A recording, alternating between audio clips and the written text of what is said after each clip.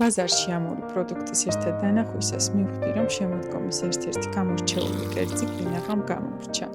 ამიტომ შევიძინე მწვანე პომიდორი და წითელი ბულგარული წიწაკა. კარგად გავრეცხე. დავჭერი ხავხთან ერთად. პომიდორს მოვაყარე მარილი და გავაჩერე 5 საათით. მანამ კი მოვამზადე ნიგვზის გულსართი. დავნაყე ნიგოზი და ნიორი. დავამატე სუნელები, წითელი დაღერღილი წიწაკა, ვაშლის ძმარი და კარგად ამოვურიე. გავწურე პომიდორიც, დავამატე მოთუშული ხახვი და წიწაკა, შემდეგ გამზადებული გულსართი, ბოლოს კი დაჭრილი ქინძი. შევკარი ბურთულებად და მივუწყე გვერდით მჭადები და ყველი. ჩემთვის ეს არის ამ სეზონზე აუცილებლად მოსამზადებელი კერძი. და თქვენთვის რომელი კერძი ასოცირდება შემოდგომასთან?